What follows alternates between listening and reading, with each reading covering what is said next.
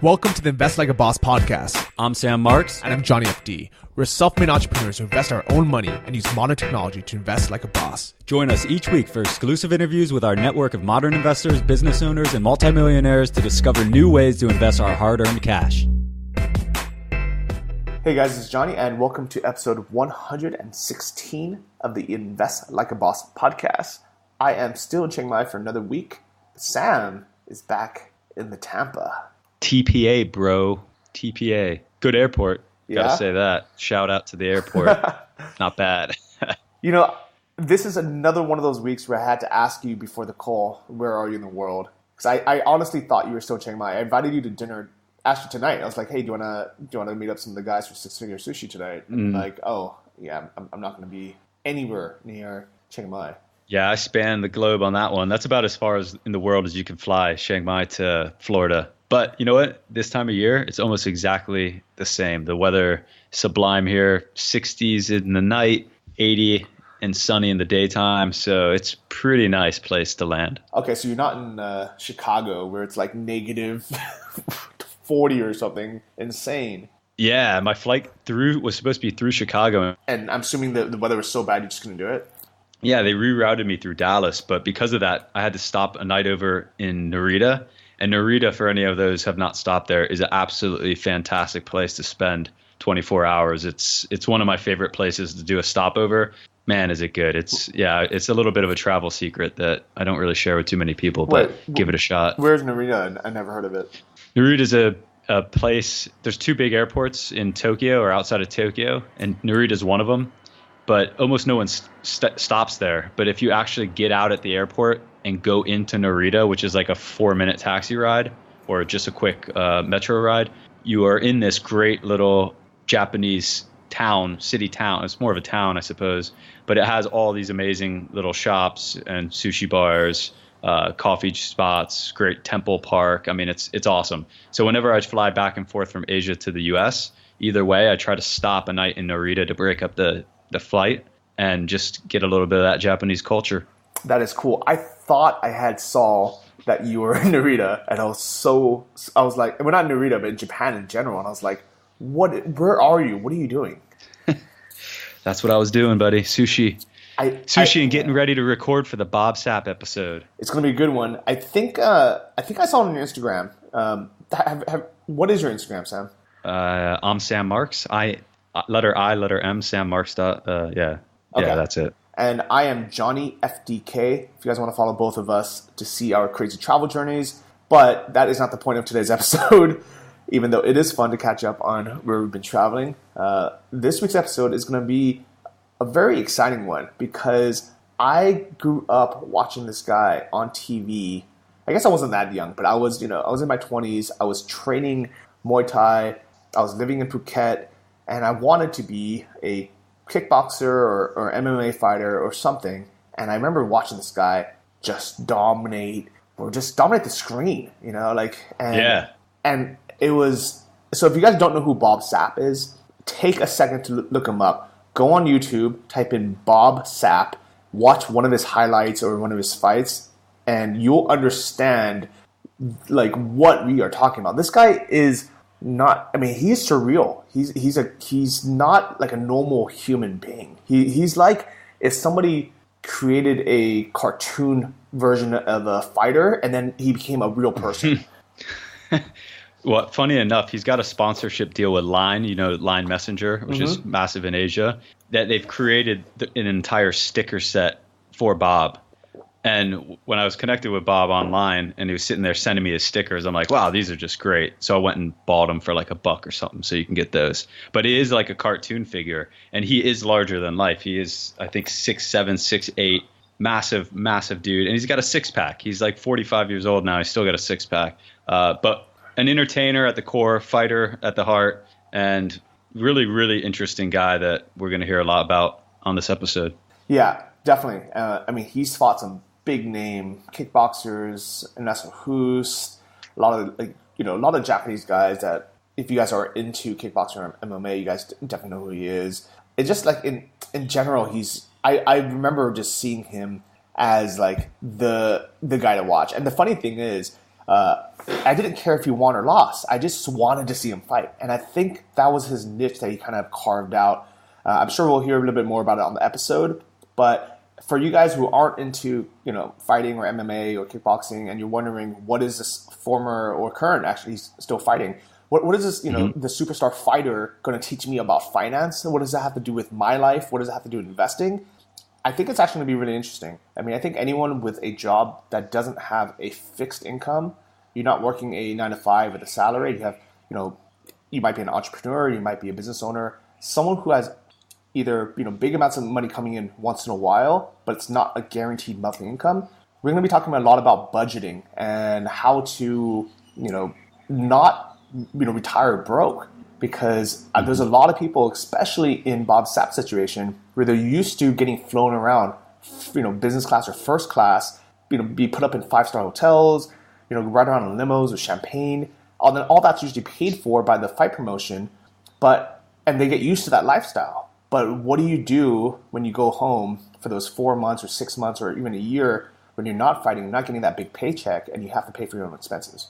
Absolutely. And I think there's a lot of parallels to entrepreneurship too, just in the ways that you generally make money in tranches, just like prize fighting and a lot of athletes as well. So I think this will be an interesting episode. I know Bob's excited to come on the show, and Johnny, let's stay tuned afterwards and have some takeaways. Yeah, I'm definitely excited to talk. So keep listening and enjoy this episode with Bob Sapp.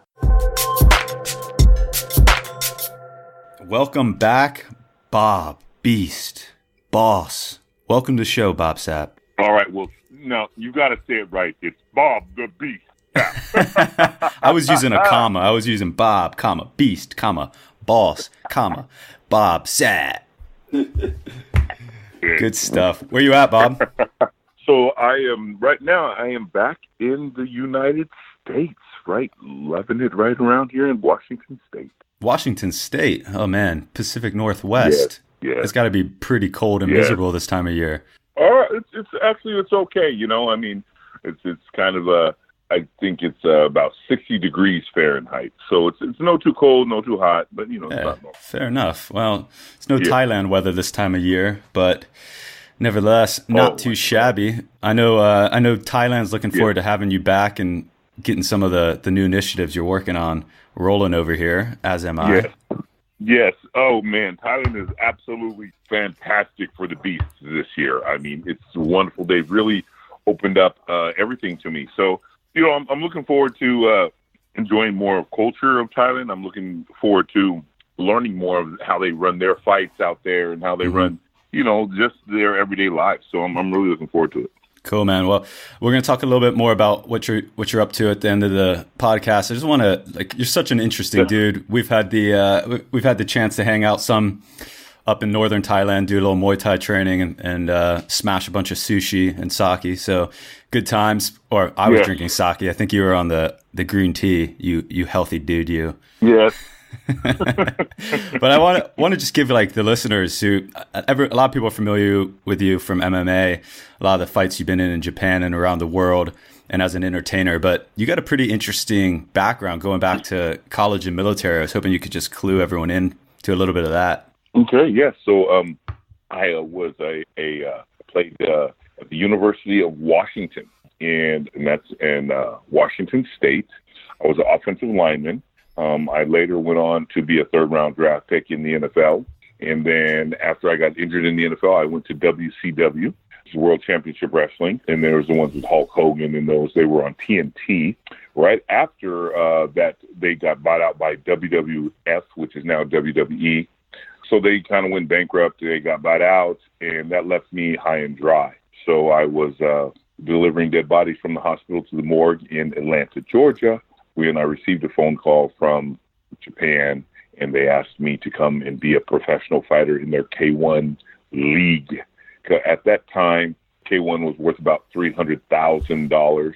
I took K1 to about a sum of over $300 million in 8 months. I made the cover of Wall Street Journal, Time Magazine, and of course now that is the most. I ended up doing a real popular fight, 2006, where over 54 million people tuned in to watch me fight.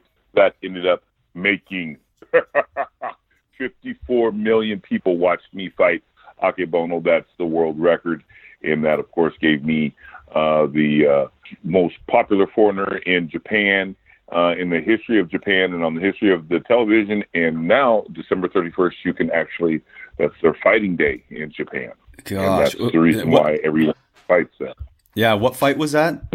What fight was that? The 54 million? That was me versus Akebono in 2006. So in comparison, at that time, American Idol was really popular, and that finale of American Idol had 25 million people watch. And now you've got this Bob the Beast Sapp fighting Akebono, and I put in 54 million. Incredible. Damn. Beast. Is that when you got the name Beast, or were you already called Beast at that point? Yeah, they already called me the Beast, but that was that really took over then. And then at that time, obviously, it was an amazing time to go through Japan. It still is, quite frankly, for myself, but it's just an amazing deal. My gosh.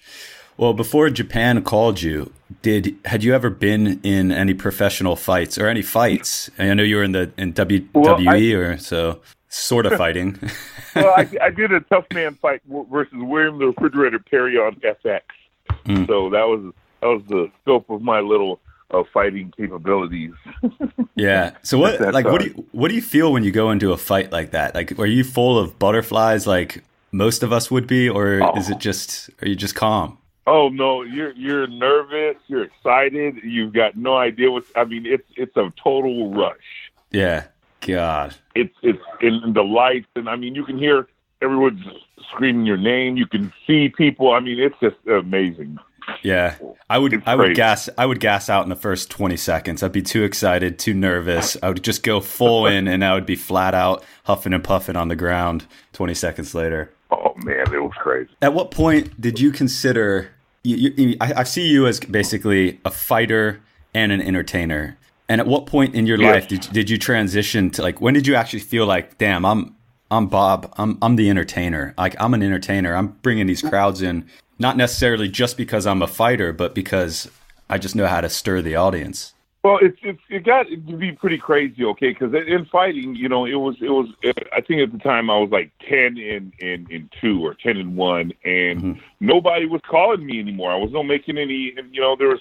I was supposed to be this big, tough, awesome fighter, and I was not getting calls to be received. And for the ego-wise, you may think that that's great, but let me tell you, when you see your bank account dwindling because nobody's fighting you, and you see everybody else who's going on, and they're losing fights, but they're still getting fights, so they're still getting paid, so they're enjoying their life, and here you are, this undefeated fighter, this really strong fighter, and you're able to get any fights. That really starts to take a dawn on you, So when I found out that as soon as I started, I ended up getting some losses, and I started getting so many calls back, and I was like, wow, I'm not even winning anymore, and I'm still able to get, now making a living more so than when I was winning. It ended up telling me something about that situation, and it ended up telling me that, I am now a pure entertainer. They're no longer caring whether I'm winning or losing. They're just paying to show up to see me in the ring and to do my thing. So they wanted just to see, what kind of, quirky things I can come up about the opponent, how fast can I go in there and see if I can knock them out in 10 seconds? And if no, they're okay, because they just want to see me do it again. This all. Oh my God. So they actually, it was almost like people wanted to see the big man fall. Yes. Oh yeah. It's so funny. I'll get people that come in there to see me lose, and to show that, see, he no longer has it, and look at how big he is. And it's the funniest thing. But that's funny. It's really an enjoyable time. I'm telling you, it's really quite enjoyable, because, these countries, they'll fly me out there. They'll do everything in the way, first class accommodations all the way. And, you get to meet some wonderful people and get introduced to some great cultures. So it's fantastic. I can't imagine any place that would be a neater experience than doing that in Japan. Just thousands and thousands and thousands of Japanese, probably girls fainting in the audience, everyone taking photos, and then just the culture is just magnificent. Yes, it's great. Definitely, you're always going to go out and eat some top-notch dinners afterwards, and always have some dessert with your sushi. It's very nice. and Japan. Yeah, speaking of Japan, so I just saw it wasn't really like a big production, but it looked like Mayweather just fought over in Japan in like a non-official boxing bout, and he won. But like, what's that all about? Is that just like a promotion for a Japanese fight league? No, yeah, so that was Ryzen, and so, they just do anything combat sports related. So, it was their turn, and that lets you know, what that does let you know is that, hey, there is some money out there that they're doing, because with Floyd Mayweather can come in there and they can handle the recruitment of something of a Floyd Mayweather, and you have somebody that's transcending into all different types of combat sports from his sport. It shows you that he's a master at what he's doing, and it shows you that, he's also going overseas and extending out to see all these different countries and to explore more. So I think it's great. Yeah. So I think Floyd's now maybe 41. I think you're pretty close there, Bob. Floyd's still got a little fight in him. Hey, yeah, I got a little spunk in the trunk, so to speak. But it's absolutely crazy. He's 41. I'm approaching that good 45 years old, and it is absolutely amazing. So yeah, we've got to all do the dash for the cash. We've got to save up for our next turning of the page, or next aspect in life. That's right. Yeah, I like it. Well, one more question on fighting. Of all the fights that you've been in, what's the hardest you've ever been hit? Whether it's a leg kick or a punch, what's the hardest? Ooh, low kick for sure. You got to give that to Ernesto Hoost, man. After that fight, I could no walk for like 6 months. It was absolutely incredible. So it was, yeah. I know. He gave me a big thing of sciatica, man. Oh God, I got to relook at that fight. It's kind of my go-to when I'm sitting in at an outside restaurant in Thailand, just having a little bit of pad thai, throwing a good old-fashioned Bob Sapp fight on YouTube. Complements the Singhai very well. I know the Crocott fight, you took a couple big shots. I think he made didn't he break your eye orbit or something? Yeah, he did. He ended up punching me right directly on the eyeball. That blew out my orbital socket in my eye. It blew it completely clean out. Absolutely incredible. Really, really big hit. All right. Well, hopefully you don't take too many more of those going. I like this transition you're making, Bob. I think it's a good transition. Oh yes. I mean, and I think my face and my teeth appreciate it more. Yes, good stuff. Good stuff. The face of a fighter. What can you do? It's what you signed up for, I suppose. So I want to talk a little bit about travel. I heard that you said you traveled to 155 countries, and I think for the average listener out there, they might not even know that there are 155 countries in the whole world. Oh yeah, there's something like 195, 196 or something like that. Yes. So I think once you get over 100, you got to start going places that you don't really want to go to. They're not exactly on your radar to make a journey to go see. So what's that experience been like? Are most of those 155 on business, or is that just you traveling and jet setting? It's both, So I mean, the majority of it is business related. When you talk about, you start running out of different countries. Yes, you start to go to more and more exotic and some dangerous countries. So whether, I've been to North Korea, and of course I just got back from Uganda. In North Korea, it was pretty good. There's nothing too scary, very clean, definitely a different culture. But when you go to Uganda, when I went to Uganda, Africa, I mean, when I got extorted and my friend kidnapped, it was just really absolutely amazing to see this type of stuff going on. So, when you're outside of the United States, particularly for myself, or when you're out there traveling, you've got to be careful and you've got to be aware of all the different surroundings. But, it's just to see the differences, you know what I mean? Wow, this is North Korea. Wow, this is Uganda. I was in Serbia and, the Ukraine, Russia, you name all these countries that I've been to. It's just amazing to see the different feel for environment, entertainment, culture, all of that stuff. It's incredible. Yeah, and I'm curious how the airlines fit you on the plane, because you're a huge dude. So you must always have to fly business or first class, because there ain't no way you're taking even 2 economy seats ain't going to fit Bob Sapp. Oh, no, you right on that. And I'll tell you what, they will charge you twice. They will, and they have. Yes, they charged me 2 seats, man. So, Yeah, I'm cursed to do the business class, but it's okay. Yeah, I would honestly, nice even some of the business class seats. I was just on Qantas down to Australia in business class, and you think Australians are pretty big people, flying mostly Australians down there. I was like, the business class seats were pretty small, and I was thinking before this interview, I'm like, I don't think Bob would fit in that seat. I really don't think he'd fit in that seat. Nope.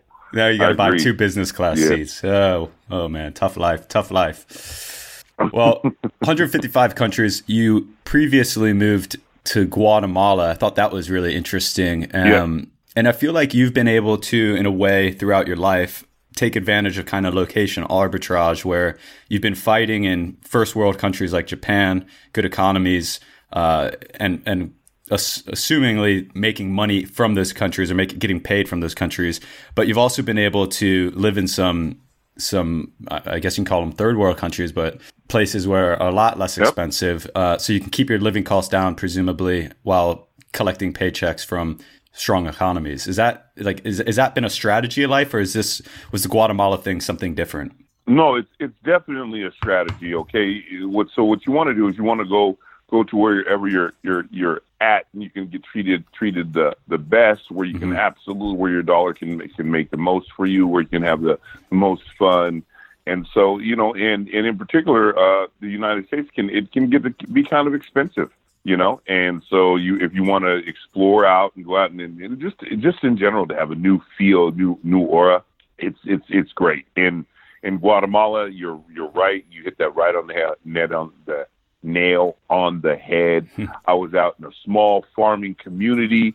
It was fantastic. Wonderful, wonderful place. I definitely recommend going there for some of the people. Just in the city, some of the cities, it can be quite dangerous, the crime and stuff. But when you're out in the what they say, off of the tourist trail, where there's a lot of agricultural areas and stuff, it can be fantastic. I mean, it's as far as the expenses, cutting down all the expenses, yes, that's fantastic for retirement. Yes, it's fantastic. But I would like to say it's probably best suited for retirement for really people who are really retiring. It's no place I would like bring kids or anything to. Yeah, that makes sense. Did you make it to Lake Atitlan while you're there?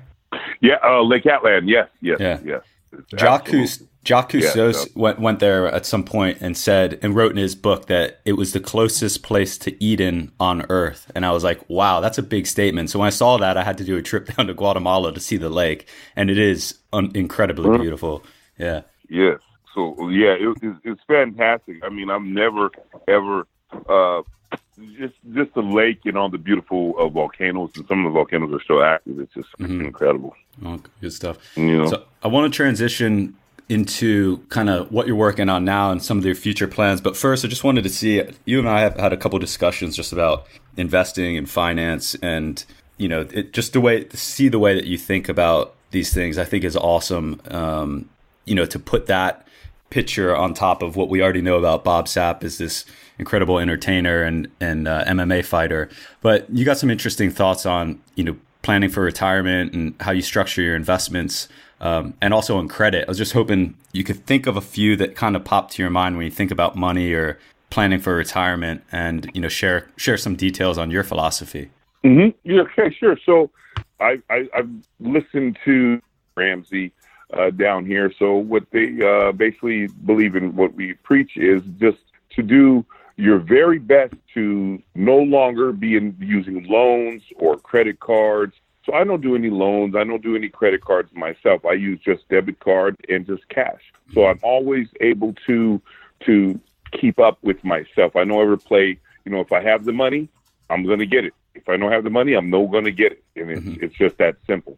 And traveling around the world, and that's where you can really start to take advantage of these currency, the strong dollar, so to speak, So that's one thing that's fantastic with that.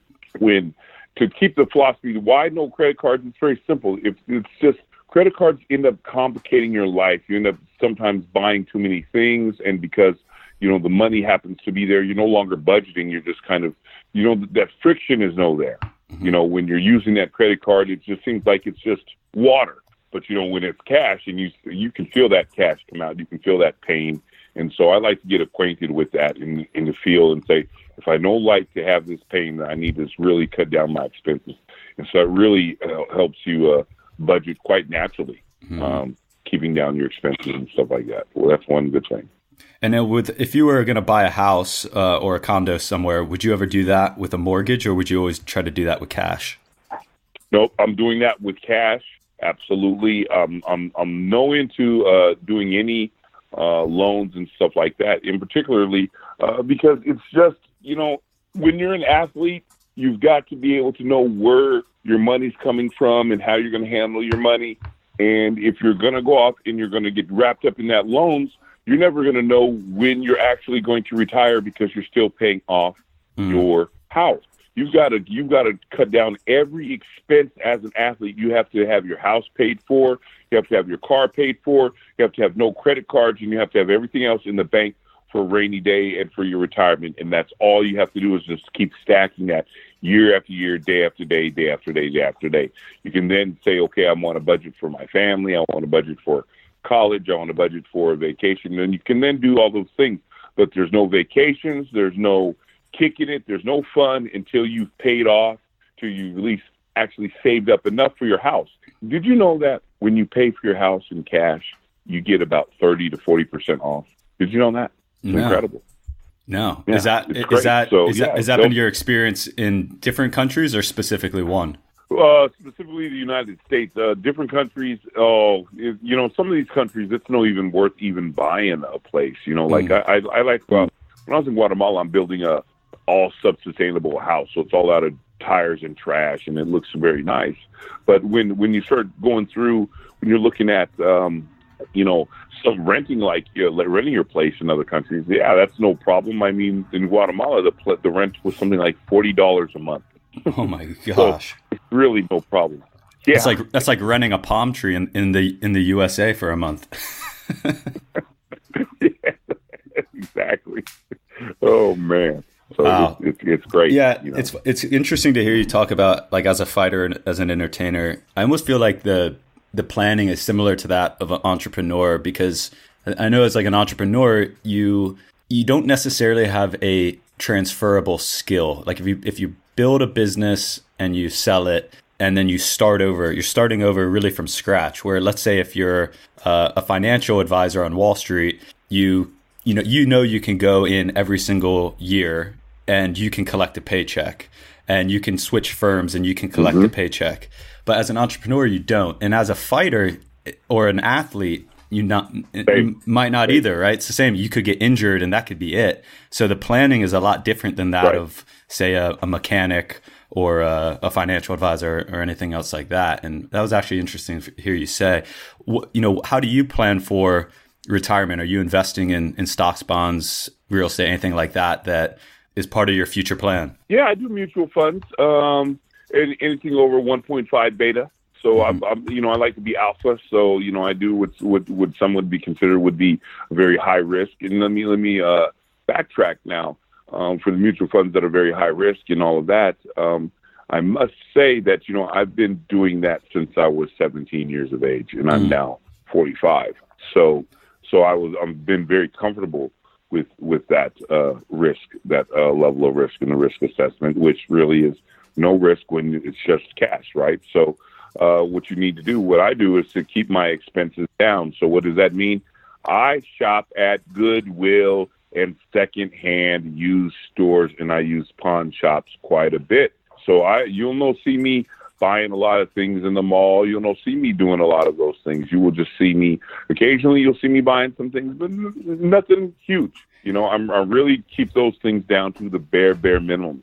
I only see one issue with that, and that is that there are very few people as big as Bob Sapp giving clothes to Goodwill. So are you like squeezing into a male medium size shirts?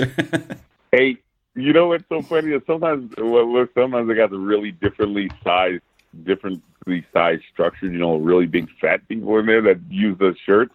And man, some of them, and so some of those, when they get shrunken down, they fit me pretty good. But sometimes they'll be even bigger than me. They'll be like at 8X or something. And oh man, I sometimes even have to put those back. I always laugh. I'm like, okay, I'm not that big, guys. Yeah. We got to go So shopping fun. together sometime. That'll be fun. I'll get a kick out of that. Oh yeah. Yeah. Good stuff, man. Well, thanks for sharing some of that. I think it's really helpful to see the mindset of athletes, especially someone like yourself that, we see on TV, we see it doing the entertainer, but like it's what's happening in the back office. How are you planning for things? So that's really interesting.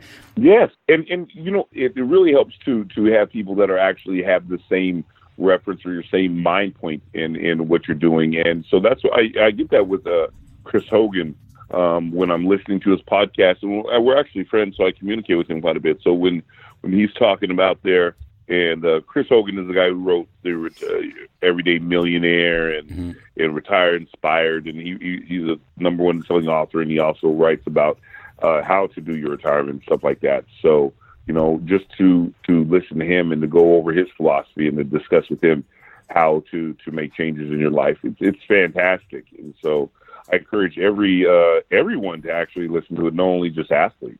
Great. Yeah. We'll share a link to that in the show notes. And the other one that you said you listened to was Dave Ramsey. Dave Ramsey, yeah. So Dave Ramsey and Chris Hogan, they're both kind of business partners and friends. So they've all worked together. So they're intertwined, the both of them. So yes, Dave Ramsey and Chris Hogan, both of those, I recommend that to everybody, because that really helps you no matter what country it helps you on the basics of life.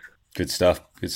So let's talk about a little bit what's going on with Bob Sapp in the future, some of the new initiatives you're working on, and some of the life plans, because I think it's pretty exciting stuff. So, what's you're coming back to Thailand. I know you've been working on a few big things.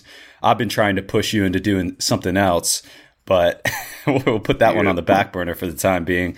What's cooking, buddy? What's up? What's up in Bob Sapp's camp right now? Well, I tell you, this is fantastic. Well, the beast taking over Thailand. Oh, no. So you're going to see the Bob Sapp Entertainment. Yes, Bob Sapp Entertainment. So I'm actually working with another this MMA group called K Energy, and they've hired me on, and we're working to run a new kind of little MMA fight league out of Thailand and expanding that into Japan, the United States, and China and Guatemala. So, and I believe India now. So, I mean, we've in Russia, we've had all these countries that have been calling us to do all this stuff. So finally, we've got it ready. We've got it together, and we're going to take those first steps here very soon during the month of February, and then you're just going to see it. It should really go quite well. And what is this more of like an entertainment promotion company, or is it actually setting up the full fights and managing fighters? You're going to see that it's both. It's all incorporated. So, it's all encompassing. You're going to have the fights. You're going to have the entertainment, which is more than fights. It's just dancing and music and songs. And you're going to see, all of it. We're putting it all together so that everybody can really get a better feel for how do you go beyond this just MMA where you have two strangers and they're fighting and there's really no crowd participation and everyone's just staring at the big LED screen because, they can't really see anything through a cage and all that kind of stuff. So we've taken that out of there and we've made it a really big place. And we've taken that out here and done a really good quiet. My dog's going crazy here. Get quiet. So, yes. That sounds like a small dog, Bob. I thought you had a big dog. Yes, it is. I do, but this small one, he's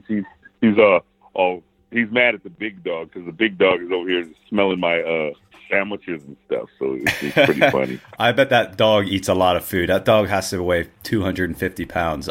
Talk about a beast. That's a beast. Yeah, he's a big boy, man. He is a big boy, and we're gonna get a little glimpses of him coming back and forth here because he's going to be one of the mascots for this fighting league. So we're looking to see if I can just see a little tiger on the audience with this thing walking by and thinking she's only got moments to survive. I know because this dog, I was just walking him down the street today, and 5 cars pulled over, and they were just, "Can we please take a picture of your dog?" So he gets a ton of attention every time he goes out. Yeah, I know you're also a fan of the exotic animals. Any plans in the future to have a zoo in your backyard? Oh, well, we're going to have a couple of them. So right now in Thailand, we're looking at getting a couple pet water buffaloes, some meerkats, and maybe a couple of monkeys. For Guatemala, it's still, the big exotic cats. We still like the big lions and that's actually the only ones we're going to keep lions and pumas out there. So that's still always loving exotic cats. Do lions and pumas get along? Because I could see the pumas being gentle, but I don't feel like the lions would play nice with the pumas. Yeah, as long as they're raised up together, it's fine. Okay. But, if they're not raised up together, then they start fighting. That makes sense. Oh, gosh. Yeah. Entertaining stuff. So one last question just regarding, I've seen you do some almost like mentorship, but consulting maybe in a way on helping athletes kind of embody that entertainer aspect. Almost like what you said, well, very much in line with what you said about how you had a transformation in your fighting career when you learned to incorporate entertainment and not just raw fighting skills, even if that meant, basically surrendering some of your skills to make the fights more exciting. Yeah. How do you see people developing that skill? Like, what skills separate an athlete from an entertainer? I almost feel like, I don't know, like what would you call McGregor? Is he an entertainer or a fighter, or how do you separate the two?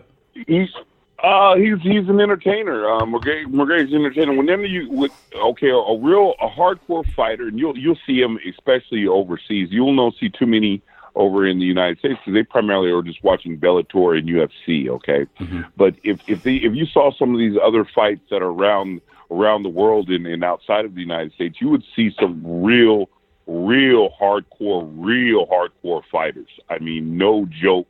They're going to come in there and they're really going to get it done. Now, here's what a real hardcore fighter is going to do. He's not going to have any of those tattoos and stuff that you see. He'll maybe have some cauliflower, some scars, because for him, the scars are his tattoos and those cauliflower ears are his battle marks. They're showing you who he's about. He's going to come in there. He's just going to wear right through you. And he'll do that for $1. He'll do it for $1, $2, $3, or even $5. Okay, it's really the small amount of money for him is okay because he just wants to fight.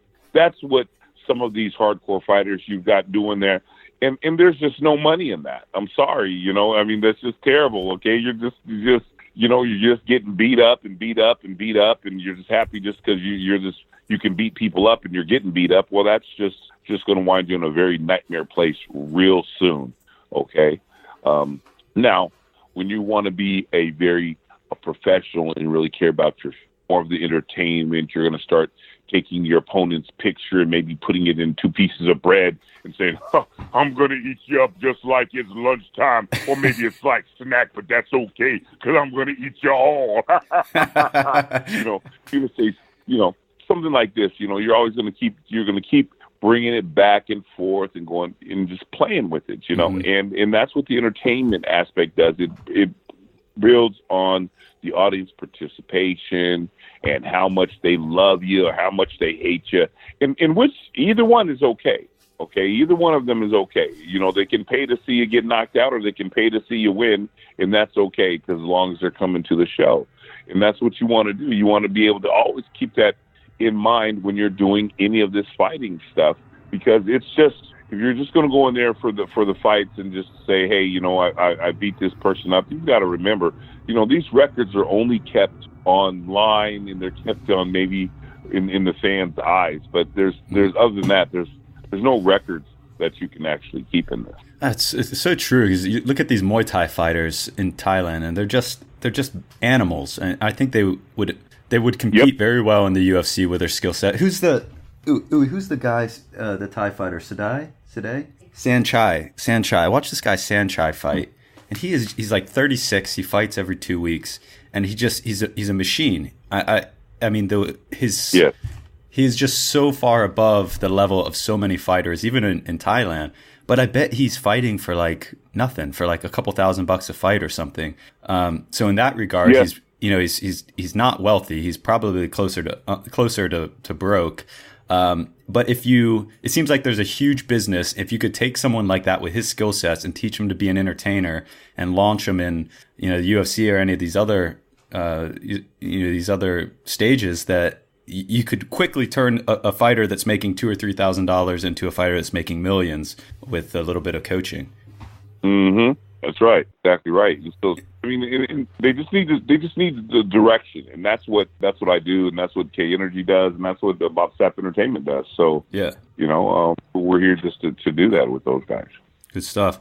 Well, when are we going to hear more about Bob Sapp Entertainment? When are we coming to Thailand? When's the first fight? Especially when's the first dancing? Because I want to come for that. But I'm looking forward to hearing more. When can we expect more, or when can we expect it to be officially live here? Okay, officially, well, we're looking at February 23rd. I will get you more information, obviously, within these next and upcoming weeks for the show in Thailand. That will launch off everything. So let's see how the show in Thailand does, and I'll give you all that information as it gets closer and we have more of it readily available. We're just now finishing up signing the different television contracts and sponsorships. So it should be official quite soon. Good stuff, Bob. We're looking forward to having you back. Looking forward to seeing you again here in Southeast Asia. Yeah. But enjoy your time out in Washington. Yeah. Maybe take a couple skis down the bunny slopes. Are you much of a skier?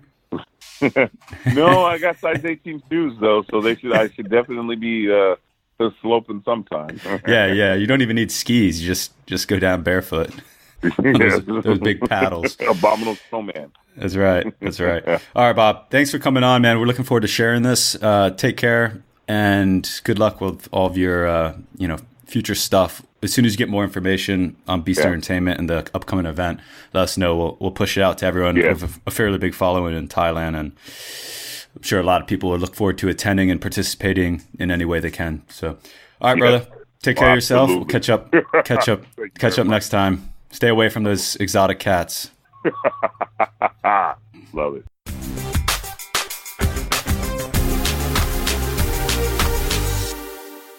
Boom. And that was Bob the Beast Sapp. It's great having him on. All 400 pounds of him. Yeah. In your face. It's crazy. I think he officially weighs in sometimes at 320 because that might be like the limit of fighting. But he definitely walks around closer to 400 pounds. He says he can still get his body fat down to about 8-9%, which I think is insane if that's even close to being true. Because I just did my body fat and I'm like 20%, and I thought I was going to be like 10. But he's got a six-pack. It's crazy. He's got a six-pack, and he can still bend straight over and put his head between his legs. Like, you've never seen the flexibility on a guy this big before. Yeah, it's crazy. He is an athlete. He really is. And he's found a great niche where, here's the thing is, I think he just found his niche where he's like, well, I can just fight in Japan where people are like, you know what? They want to see me fight. They want to see me entertain. They don't care if I have a perfect record. They don't care, if I make weight. Like, I can basically just do what I want to do and enjoy my life and be able to be just dominant in this niche and just get paid for it. I thought it was really interesting what he said about how when he started to lose, he got more calls back than when he was winning. And it just goes to show you the value in being an entertainer.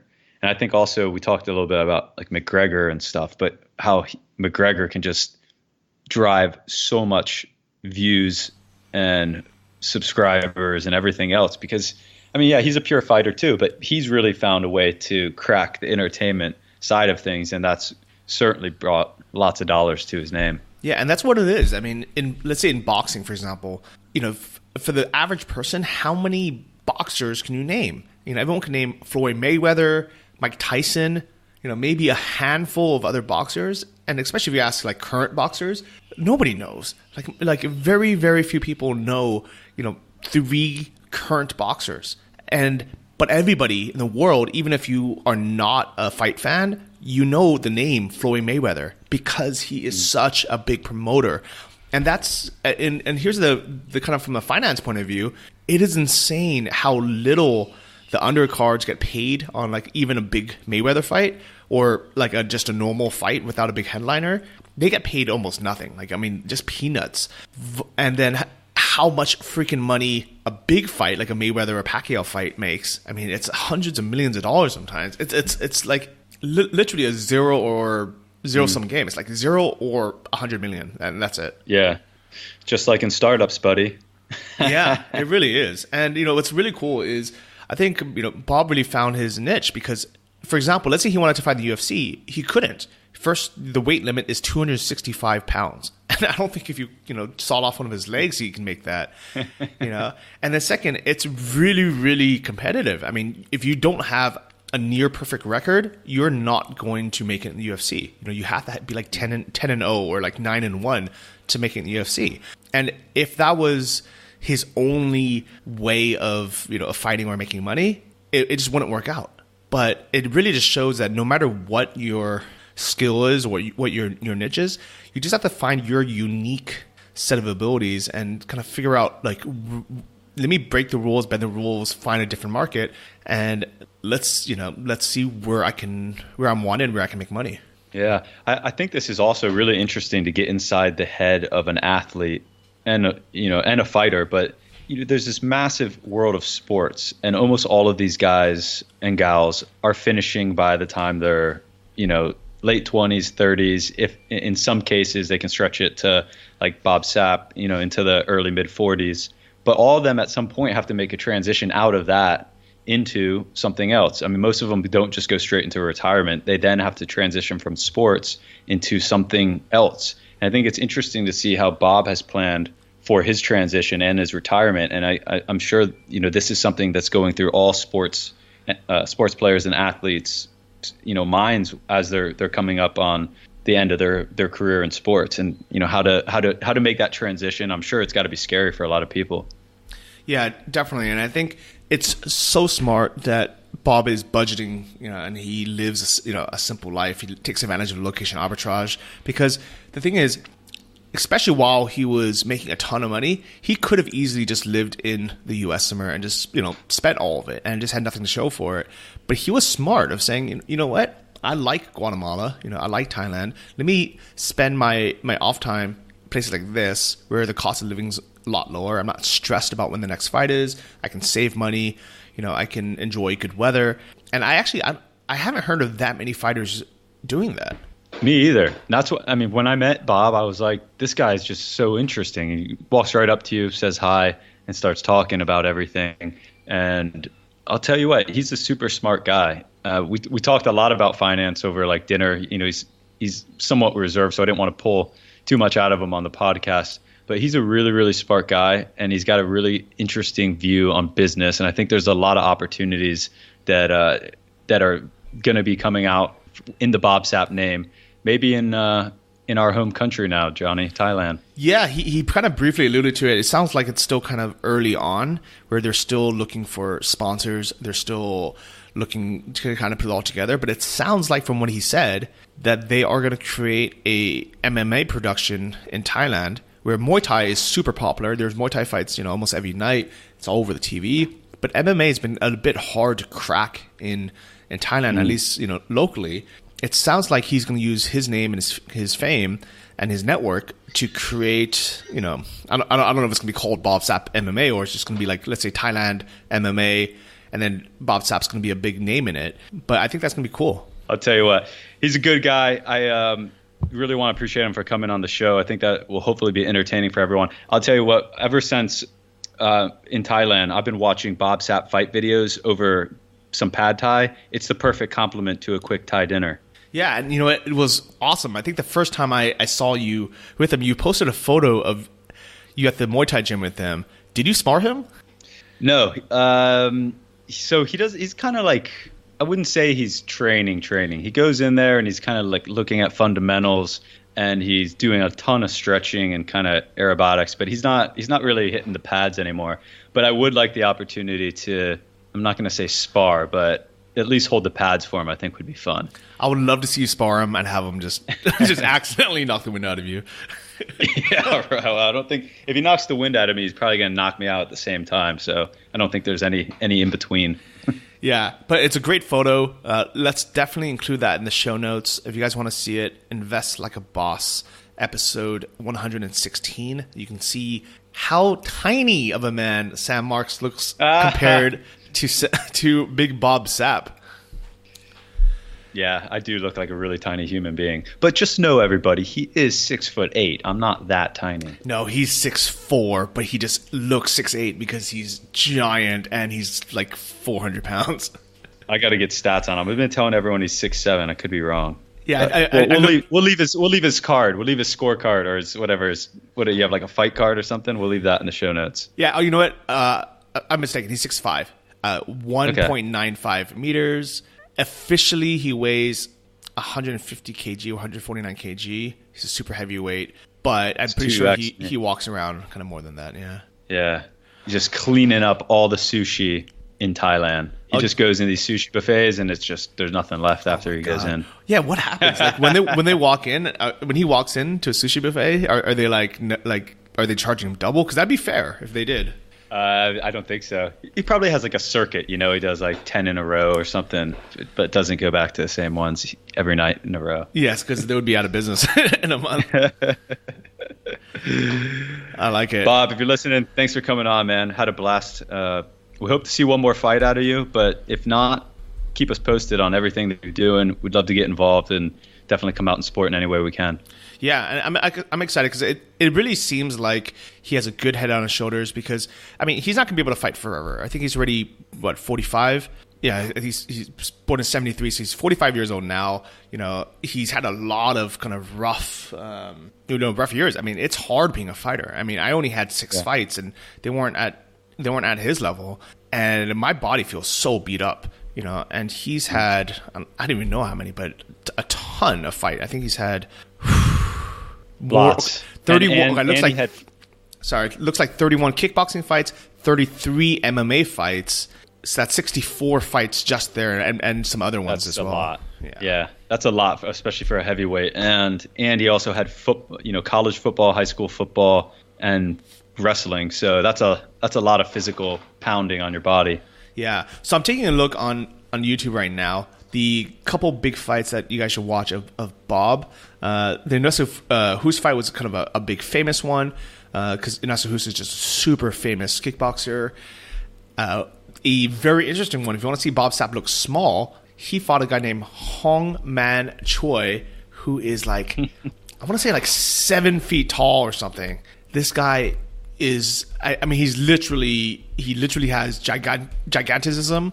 So this is the first time ever. This guy is 2.2 meters tall, which is what? I mean, that's what, 6'8", 6'9"? That's 7'2".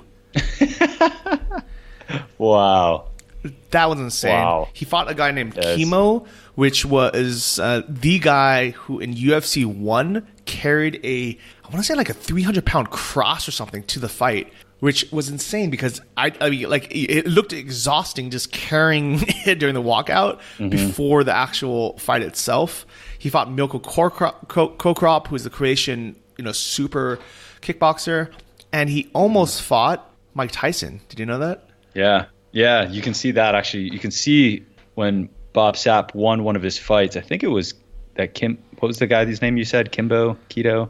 Okay. But he beat him, and Mike Tyson was in the audience, and then they started jawing at each other. It's pretty entertaining, actually. Yeah, so it was like they almost fought, and they actually, fun fact, they were putting together a fight in Japan where it would have made hundreds of millions of dollars. And Mike Tyson was into it. Bob Sapp was obviously into it. They were going to fight, and the only reason why it did not go through, Mike Tyson's felony prevented him from fighting in Japan.